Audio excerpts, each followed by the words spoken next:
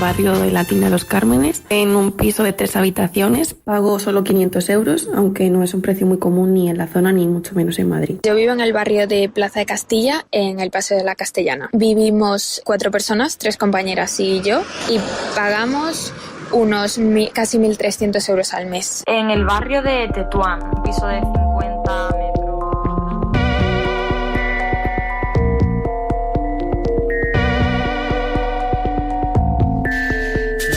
Del alquiler en Madrid hasta 1.200 euros, escuchábamos, por una casita con 4 habitaciones. 10 años después del estallido de la llamada burbuja inmobiliaria, 10 años después de la crisis económica de la que supuestamente nos estamos recuperando, no hay duda de que los precios lo hacen. Otra cosa bien distinta son nuestros salarios. Según datos del INE, del Instituto Nacional de Estadística, publicados la semana pasada, solo en 2017 el precio de la vivienda subió hasta un 6,2%.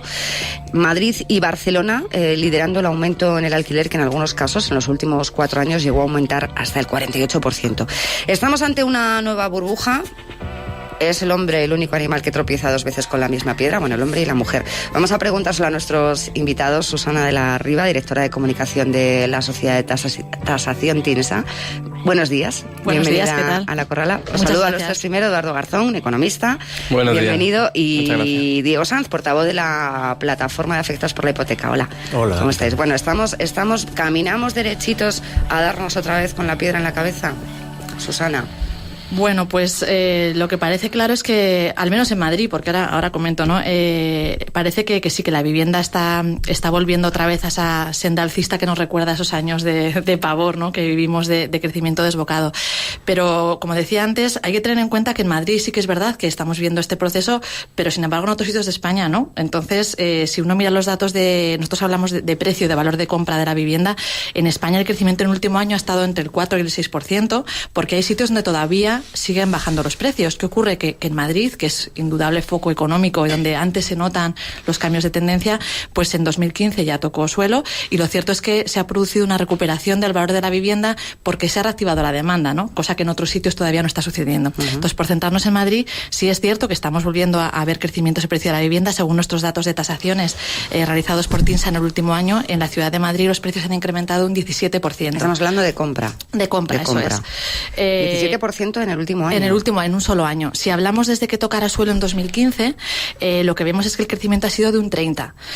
Pero ¿qué pasa? Que cuando uno mira el punto en el que estamos en 2007, que es el punto álgido del boom, encontramos que Madrid sigue estando un 34% por debajo de ese nivel.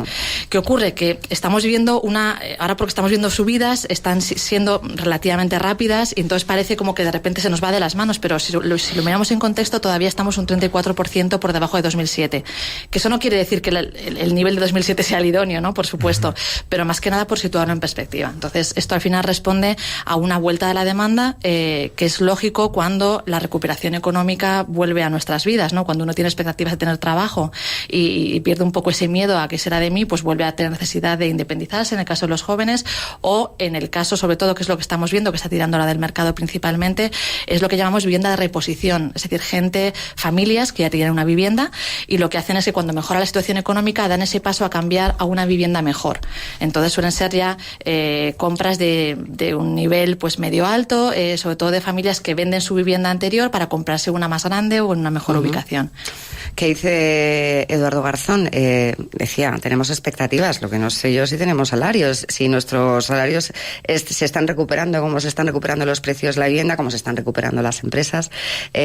¿Vamos hacia una nueva burbuja inmobiliaria, Eduardo? En realidad, desde mi punto de vista, no. Porque, primero habría que diferenciar, efectivamente, como estáis hablando, lo que es el sector de la compra de vivienda, del alquiler. Del alquiler. Y que luego hablamos de eso, exacto, de ese boom del alquiler que hay en Madrid. Si hablamos exclusivamente de compras, no podemos alegar que hay una burbuja inmobiliaria. Yo creo que se acaba de explicar perfectamente. Después de una caída muy intensa y muy acentuada, siempre en cualquier indicador económico luego hay un efecto rebote, ¿no? Y este efecto rebote puede darse simplemente por inercia. No es necesario que haya gente con mayor capacidad adquisitiva o que los bancos se hayan vuelto más locos y estén empezando a otorgar crédito. Es simplemente pues un efecto natural de ese incremento. Si además lo ponemos en el contexto en el que solo ocurre en las grandes ciudades y luego hay grandes regiones en España en las que no está sucediendo, pues podemos alegar categóricamente que burbuja inmobiliaria no hay, porque una burbuja inmobiliaria sería un incremento generalizado de los precios y de una forma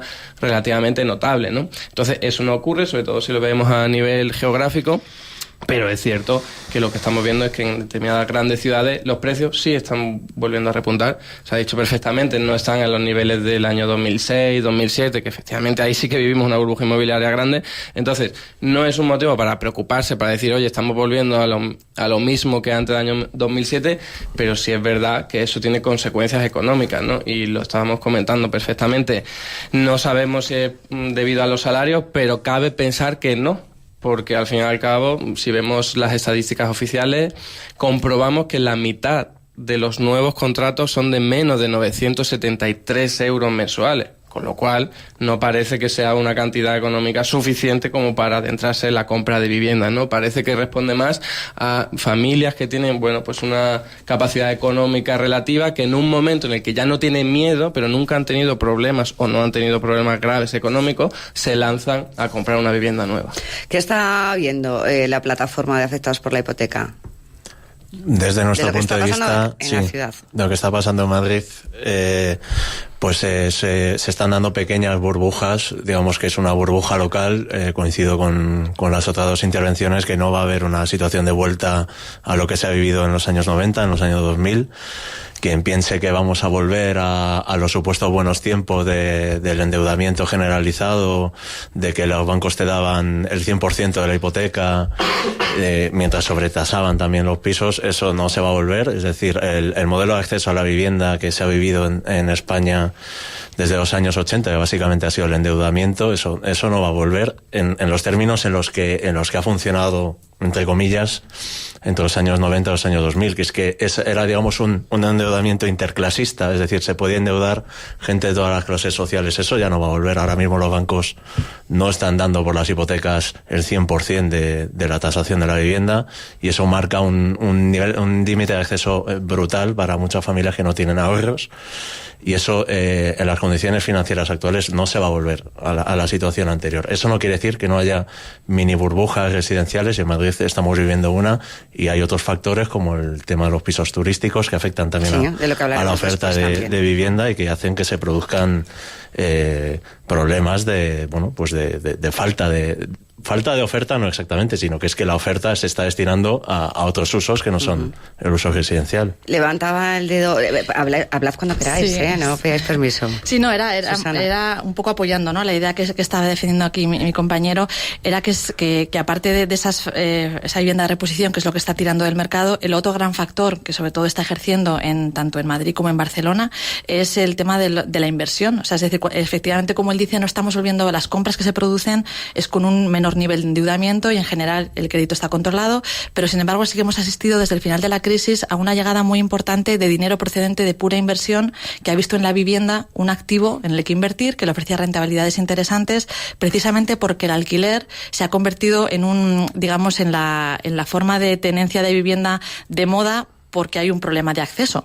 Dado que ha habido las nuevas generaciones que tienen que independizarse, no tienen ahorro previo por la situación de crisis, no han podido trabajar, entonces al no tener un ahorro previo no tienes dinero para la entrada, tampoco tienes un contrato estable en buenas condiciones, con lo cual todo aquel que se plantee o que da el pasito de independizarse o formar un hogar, lo hace por la vía del alquiler. Entonces, entre toda esa demanda que se está canalizando hacia el alquiler por un lado, y por el otro lado, como él apuntaba, todo lo que es la demanda turística, pues la vivienda se ha convertido en un activo de inversión, que hay gente que dice, oye, la renta fija no me está dando nada, me meto el dinero en un piso, ¿no? En la hipoteca. Es el caso de este señor al que vamos a escuchar. La experiencia con el mercado inmobiliario últimamente ha sido bastante nefasta. En los últimos 2 años, bueno, para ser exacto, 1 año y medio, he tenido que cambiar 2 veces de apartamento. En el primer caso era por una subida excesiva de más de un 25% del precio de alquiler al terminar mis 3 años de contrato, y en el segundo caso ha sido por necesidad de la casera, que necesitaba la vivienda para un familiar.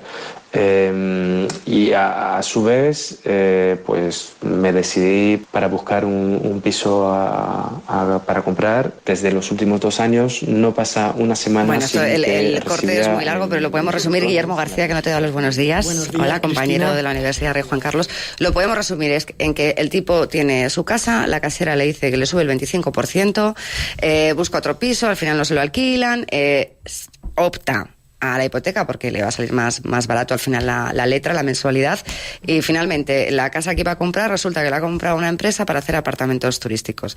Esto lo vemos cada día, ¿no? Lo veis cada día en Lapa, y hablamos ya, si queréis, un poquito del tema de la turistificación y cómo está afectando los Airbnb y demás a las casas, al precio de las casas. ¿Es habitual? Es habitual, sí. Bueno, actualmente hay que decir que el 60% de los desahucios que se producen en España son por impago de alquiler. ¿Más que por hipoteca? Más que por hipoteca, esto en el año 2017, y que la inmensa mayoría de desahucios por alquiler ni siquiera están registrados en esa estadística. Bueno, no es una estadística, es un registro en los juzgados, son los datos del Consejo General del Poder Judicial.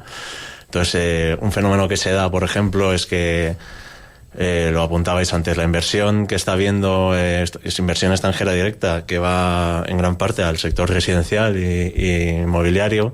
Está invirtiendo en bloques enteros, en propiedad horizontal, es decir, bloques cuya propiedad es una única empresa o persona física, ¿no? Entonces, esos nuevos propietarios que entran y están subiendo los alquileres una vez que se terminan los contratos, mucha gente no puede afrontar esas subidas. Esos desahucios no quedan registrados en ninguna estadística, con lo cual decimos el 60% de desahucios son por alquiler, pero es que ni siquiera es verdad, es una cifra incomparablemente mayor, ¿no? Entonces sí que está habiendo un problema generalizado de expulsión, no solo de no acceso, sino de expulsión directa de miles y miles de personas. Pero, por ejemplo, como decía este testimonio que acabamos de oír, le subieron el alquiler más del 25%. ¿Eso es legal? Eso es legal si se te acaba el contrato, claro. Si se te acaba el contrato, actualmente la ley de arrendamientos urbanos, que es una ley estatal, no es una ley municipal, no es autonómica, es una ley que una vez que se termina el contrato te pueden subir el alquiler lo que les dé la gana. Sin ningún tipo de control. No hay ningún control ni municipal ni autonómico contra esto, porque es la ley la que lo dicta. Entonces, te termina el contrato. Los contratos además se han precarizado desde la última reforma que hizo el gobierno del PP de la LAU, pasaron de 5 años a 3 años.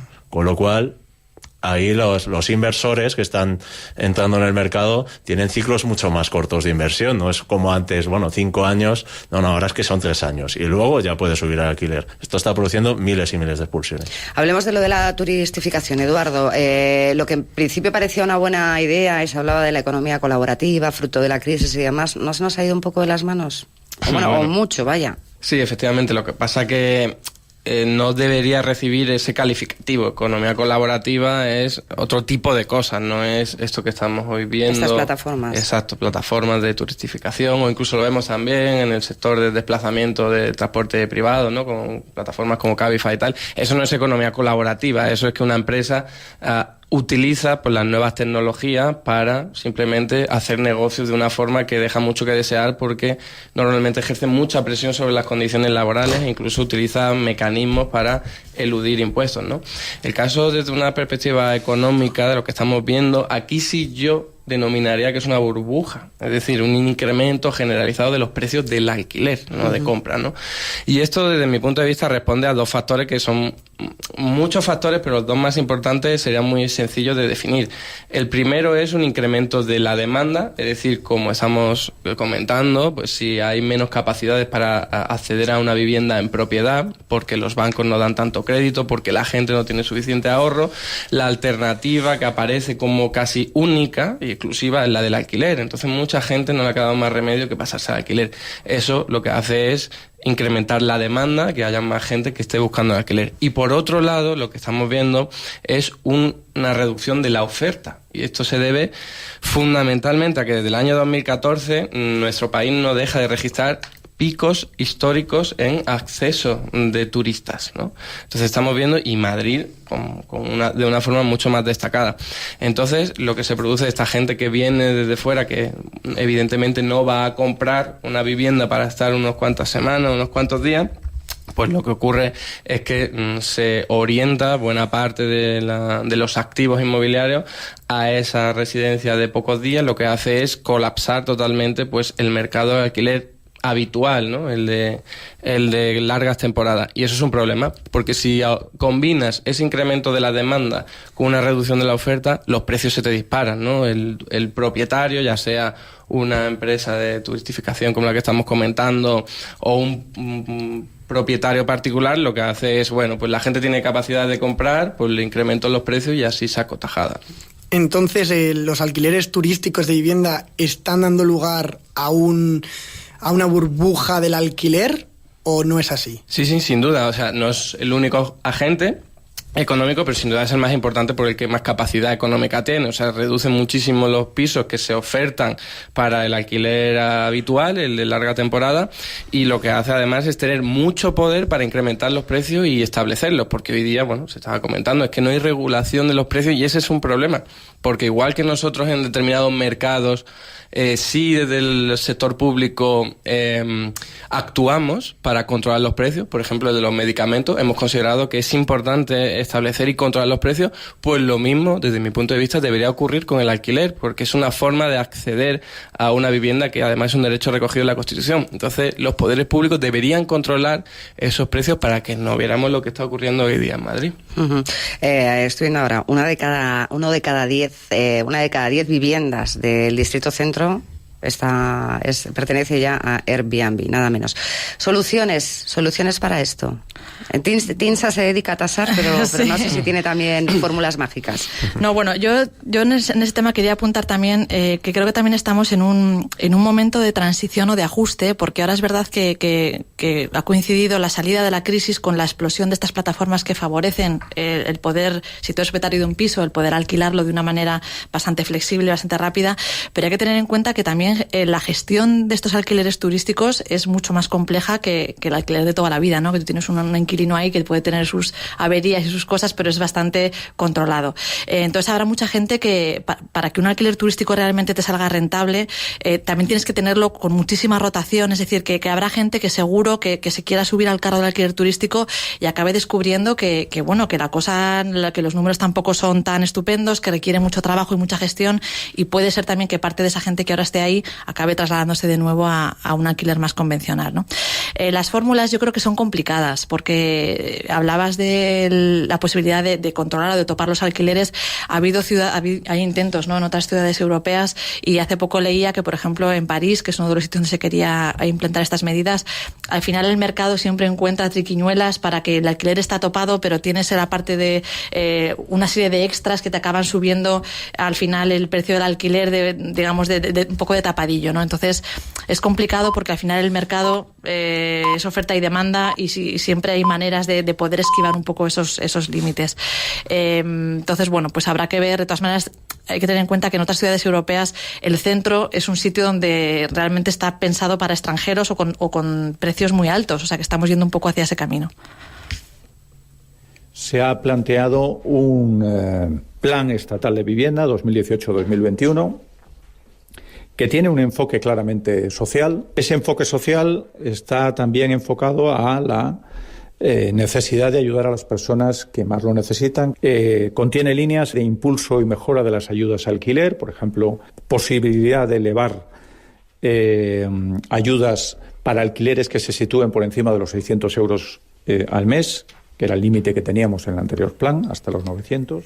Bueno, este es el ministro de Fomento, Íñigo de la Serna, presentando recientemente el nuevo Plan Estatal de Vivienda, con el que se promueve el alquiler, entre otras muchas cosas. No sé a la PA qué le parece este nuevo plan del gobierno, si es solo un parche, tiene soluciones. Nos parece que las soluciones se están aportando. Ahora mismo el PP acaba de vetar la ley que ha propuesto la plataforma, que estaba apoyado por más grupos parlamentarios, el Grupo Parlamentario Socialista, el Grupo Parlamentario de Unidos Podemos, y con el apoyo de Ciudadanos acaban de vetar nuestra propuesta de ley.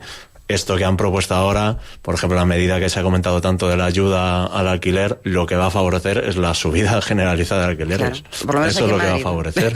Es decir, va a ser dinero directamente del bolsillo del gobierno al bolsillo de los rentistas. Y lo que hay que hacer es acabar con los rentistas. Claramente, eso no es el problema. Guillermo. Y a ver, yo por ejemplo, A ver. Que soy joven, que quiero una casa. ¿Cómo es el futuro para mí? O sea, ¿qué oportunidades tengo, qué medidas tengo con este nuevo plan estatal de vivienda? Ahora saquemos la bola. ¿Qué le va a pasar a Guillermo de aquí a 5 años? ¿Se va a poder independizar o no? Eso, me quiero ir de casa ya.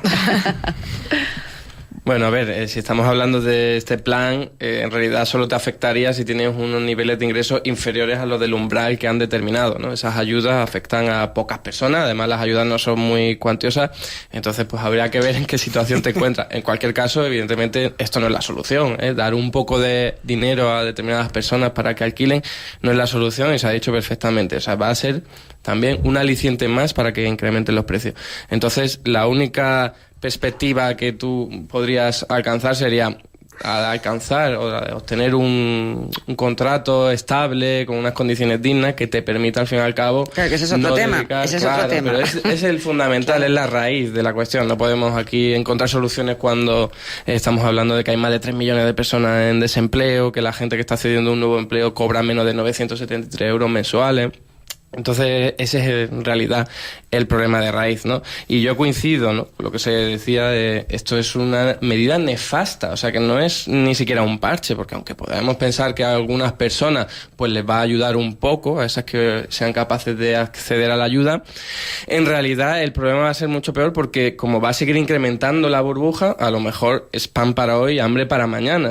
Luego cuando tengan que volver a acceder a un nuevo alquiler se van a encontrar esas personas en concreto por una situación mucho peor, y no hablemos ya de toda la gente que no accede al alquiler, ¿no? Y esto, por cierto, es que lo hemos visto en todas las situaciones en las que ha ocurrido. Cuando se han dado ayudas al alquiler, los precios han aumentado, porque, bueno, el propietario dice, que ahora tú puedes tener una ayuda, por ejemplo, de 200 euros, pues te incremento el alquiler en 100 euros, y 100 para ti, y 100 para mí. Y esto ha ocurrido y hay informes en los que se establece y estudios en los que se ve cómo incluso a veces es el 75% de la ayuda la que acaba en las manos del propietario. Con lo cual, la solución nunca debe ir por ahí. Y para terminar, la solución que a mí se me ocurre, que es la que se baraja normalmente, es, por un lado, hay que controlar y regular los precios de alquiler. No puede ser que una determinada persona o determinado agente económico establezcan unos tipos y unos precios tan elevados, y por otro lado, entendiendo que por supuesto hay complicaciones, pero es que es la única forma de conseguirlo, y por otro lado,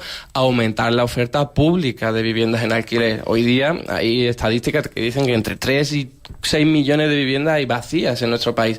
Bueno, pues que normalmente en propiedad de bancos, ¿no? Entonces lo que hay que hacer es hacerse con esa cantidad de viviendas y ofrecerlas al sector para tener unos alquileres dignos. Sí, Susana. Sí, yo coincido en que, bueno, y de hecho la mayor parte de expertos coinciden que la manera de atajarlo es más por el lado de la oferta más que por el de la demanda. Lo que pasa es que aquí luego el tema también es complejo, ¿no?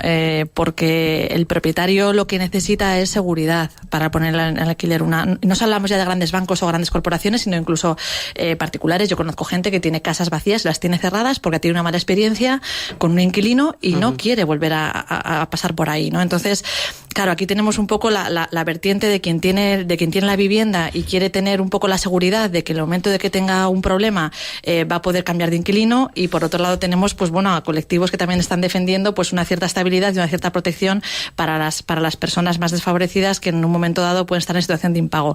Entonces ahí está un poco la lucha de intereses contrapuestos, pero lo que está claro es que el que tiene una propiedad, si no tiene un marco de seguridad que le va a permitir poder tener flexibilidad y disponer de su vivienda, no la va a poner en alquiler, y eso es un factor importante que está restringiendo hoy por hoy la oferta de vivienda.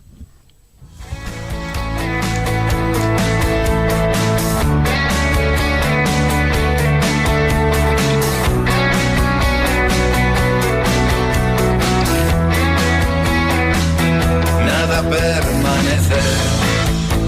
La banda sonora de Crematorio, esa serie que está basada en una novela de Chirves, y yo creo que quien mejor retrató la burbuja inmobiliaria, toda la corrupción urbanística de este país. La pregunta final es, Madrid se va a convertir en una ciudad para bolsillos bien llenos. Nos vamos a tener que ir los obreros, nos vamos a tener que ir a vivir a Guadalajara o ¿qué va a pasar con esta ciudad? Tal y como están las cosas. Bueno, esperemos que a Guadalajara no. Bueno, Guadalajara no está mal, tampoco, no por nada, que Guadalajara es estupenda, pero bueno, yo lo que comentaba antes, si miramos lo que ha ocurrido en otras ciudades europeas, nos encontramos con que tenemos unas zonas que realmente pues los precios están prohibitivos respecto a otras zonas o para digamos los salarios medios de la ciudad. Aquí, de hecho, donde más se han incrementado los precios son en esas zonas céntricas y todo apunta a que no van a bajar, o sea, que no pensemos que ahora mismo es una situación de burbuja y que están disparados y van a bajar, no. O sea, los niveles son los que son, incluso seguirán subiendo. No te he preguntado, ¿cuáles son los niveles idóneos? Es decir, estamos ahora mismo un 34% por debajo de los precios de 2007, que fue el pleno boom. Sí. ¿En qué lugar deberíamos quedarnos? ¿Qué umbral no deberíamos pasar?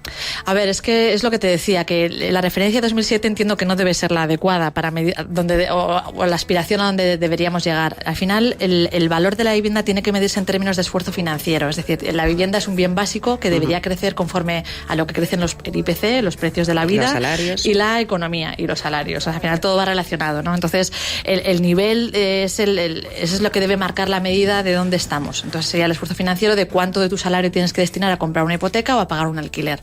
Entonces, bueno, ahí estamos en algunos sitios como Madrid y Barcelona. Lo cierto es que ya se está acercando un poco en determinadas ubicaciones a esos niveles, pero es que a lo mejor el salario medio de un madrileño no tiene que estar en el barrio de Salamanca o en el centro y tiene que ir desplazándose, como de hecho está ocurriendo. Villaverde, por ejemplo, Puente de Vallecas, es una de las zonas que está experimentando un crecimiento importante de precios. Seguramente es por esa expulsión, porque es uno de unos focos donde se está desplazando esa demanda, y también progresivamente también la periferia irá sufriendo ese efecto de manera menos notable, pero ya lo está haciendo, ¿no? Entonces, el centro sí parece que va a ser un lugar en principio complicado. Está por ver qué tipo de medidas se puedan adoptar pues para intentar retener porque al final da como pena, ¿no?, que decir que la gente tenga que irse fuera, pero en principio todo apunta a que esa va a ser la dinámica.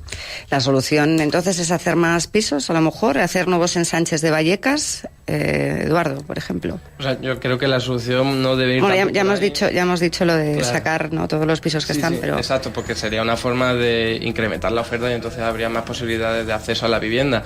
Y bueno, pues estaba comentando, efectivamente no hace falta pensar en el futuro para estar ya viviendo el proceso de expulsión, porque hoy día ocurre, verdad que no es tanto a Guadalajara, creo, pero sí a los barrios más periféricos de Madrid, y eso es un problema porque no tiene sentido que el propio ciudadano madrileño no tenga acceso a la vivienda en el centro y se le esté dando más prioridad a personas que en este caso vienen de fuera pero tienen más capacidad económica, ¿no? Por eso digo que no es algo inevitable, evidentemente va a depender de las políticas públicas que se implementen, y de mi punto de vista hay margen y necesidad también para regular y controlar el mercado para que no ocurra este tipo de desgracias. De hecho, un dato de una de esas empresas en internet que se dedican a poner en contacto a compradores y vendedores y alquileres y demás, habla de que en los últimos 3 años los distritos donde se ha experimentado un mayor aumento de los precios son Ciudad Lineal, Tetuán y Arganzuela. Bueno, Arganzuela es más céntrico y Tetuán también, pero Ciudad Lineal, por ejemplo, más allá de la M30. Diego, vosotros también lo veis en la APA. Yo soy de la APA de Vallecas y efectivamente la situación está llevando a que haya muchas expulsiones de vecinos, y por lo tanto no es una cuestión aislada lo que sucede en el centro, lo distinto del centro, lo que sucede en la periferia, y que tenemos que caminar a armar una oposición ciudadana y popular fuerte contra estos procesos de expulsión, que tienen que pasar por regularizar más, por construir más vivienda pública allí donde se deba construir. Tampoco creo que sea una propuesta generalizada. Regularizar y ir de fondo a la cuestión que nos tiene que interesar aquí a toda la gente, que no es una cuestión esto que afecte solo a la gente más desfavorecida, como has dicho tú antes. Esto es una cuestión ya transversal. No va a haber un acceso a la vivienda garantizado, que luego hemos visto lo que ha pasado cuando lo garantizaban los bancos, ¿no?, que luego ha habido 700.000 desahucios de familias hipotecadas, ¿no? Pero es que ni siquiera se va a volver a eso.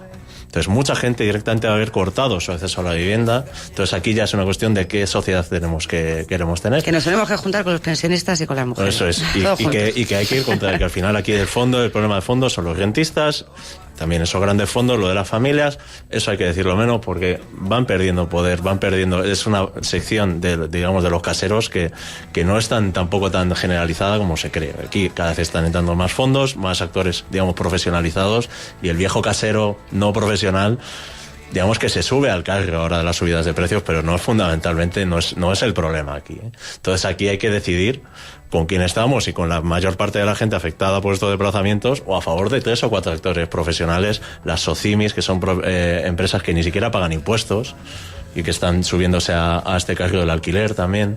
En fin, ¿qué decidimos? ¿Que esas empresas tengan cada vez más poder, o que les quitamos poder y a cambio lo que tenemos es mayor acceso a la vivienda una gran mayoría de la gente, no solo la gente más desfavorecida? Entonces esa es la cuestión política que hay que decidir. Llegar al precipicio, yo bajando a los infiernos. Pues ya solo me queda dar las gracias a los tres. ¿Hipotecados o alquilados, Eduardo? ¿Cómo? ¿Que estás hipotecado o alquilado? Alquilado, ¿O igual vives alquilado. con tus padres? No, alquilado. Susana. Hipotecada. Hipotecada. ¿Y Diego? Yo lucho por mi derecho a ser inquilino desde uno de los bloques recuperados de la Obra Social de la Paz, que somos solo en Madrid 6 bloques, solo en toda España pues cerca de 100 bloques que hemos recuperado la Paz para ganar alquileres sociales. Guillermo con sus padres todavía. Yo con mis padres. Todos andará. Diego Sanz, portavoz de la plataforma de afectados por la hipoteca. Gracias Eduardo Garzón, y gracias a Susana de la Riva, directora de comunicación de TINSA. Gracias a los tres. Gracias a vosotros. Puedo quejarme, trataré de no engañarme. Simple cuestión de tiempo, llegar al precipicio, yo bajando a los infiernos y tú cruzando el paraíso. Para ti la vida que te lleva,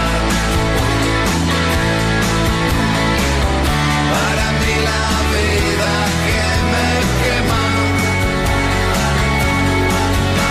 Tenías tanto que aprender y yo tanto por demostrar.